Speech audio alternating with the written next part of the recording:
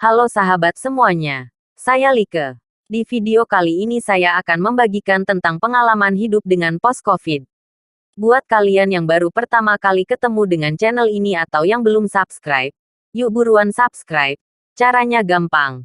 Tinggal klik tombol subscribe-nya di bawah sini karena subscribe itu gratis. Dan juga jangan lupa untuk nyalakan loncengnya supaya setiap ada video baru kalian langsung dapat notifikasinya. Bagi yang belum menonton video part 1, bisa klik link di pojok kanan atas. Selama saya sedang dirawat di rumah sakit karena efek post-COVID, saya berpikir tentang biaya perawatan. Untung saya sudah masuk asuransi yang bisa mengcover semua biaya yang begitu besar.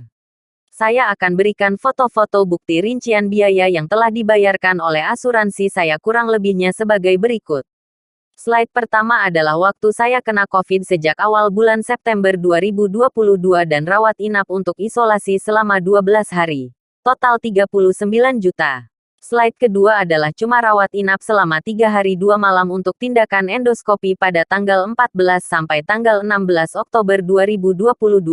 Total 21 juta. Slide ketiga adalah rawat inap selama 3 hari 2 malam untuk tindakan endoskopi ulang yang kedua pada tanggal 5 sampai tanggal 7 Januari 2023. Total 38 juta.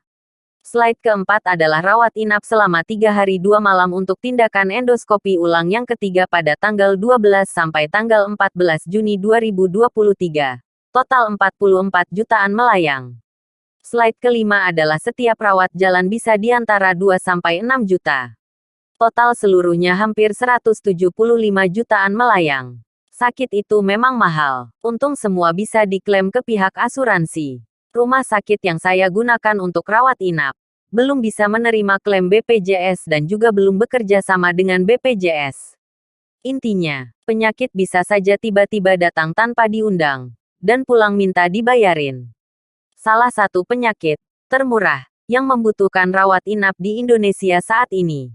Dan ini bisa terjadi pada siapapun.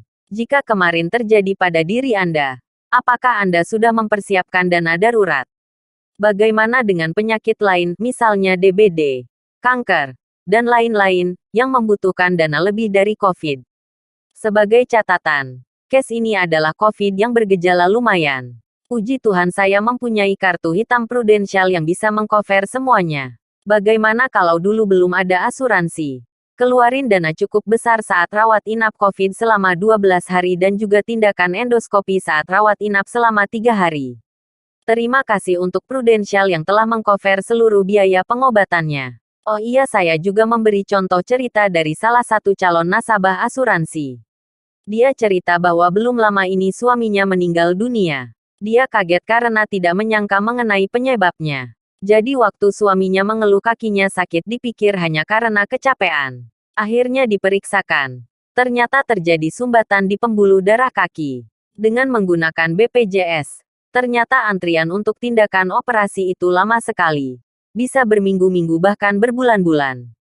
Suaminya punya asuransi kantor. Saat dipakai limitnya kecil tidak cukup untuk biaya rumah sakit yang besar.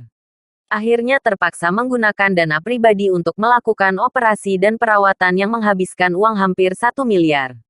Setelah operasi ternyata tetap nyawanya tidak tertolong. Meninggal di usia 41 tahun. Meninggalkan seorang istri dan 3 orang anak. Selama ini sekeluarga terlena dengan fasilitas asuransi kantor dan BPJS. Sang istri baru sadar pentingnya punya asuransi kesehatan swasta supaya tidak perlu kuras tabungan dan jual aset saat sakit. Selain itu, saya juga memberi contoh cerita dari salah satu nasabah asuransi yang lain. Nasabah tersebut perempuan usia 54 tahun alami benjolan di kepala dan ganti tempurung. Beliau rawat inap selama 34 hari di rumah sakit. Ini jumlah premi per bulan asuransi beliau yaitu Rp1.730.710. Slide pertama. Dan baru ambil kartu hitam 2 tahun lalu pada tanggal 10 September tahun 2021, slide kedua. Tidak bakal yang kalau beliau bakal operasi seperti ini. Iya, resiko tidak ketok pintu dulu kan ya. Coba bayangin. Kalau hari ini beliau tidak ada asuransi. 400 jutaan rupiah harus bayar. Rela tidak? Sejumlah 400-an juta itu seharga satu mobil Innova Zenix atau setara 14 motor Honda PCX atau sama nilainya dengan satu apartemen studio. Bagi yang mau tanya-tanya tentang asuransi, boleh japri atau tulis di komentar ya. Pilihan ada di tangan Anda. Ingin membayar billing rumah sakit dengan tabungan atau kartu kredit atau asuransi. Oke, sekian dulu konten saya kali ini. Semoga video ini berguna untuk kalian. Jangan lupa untuk dukung terus channel ini dengan cara klik tombol like, komen, subscribe serta bagikan video ini ke semua sosial media kalian supaya video ini dapat tersebar luas dan bermanfaat. Sampai jumpa di video berikutnya.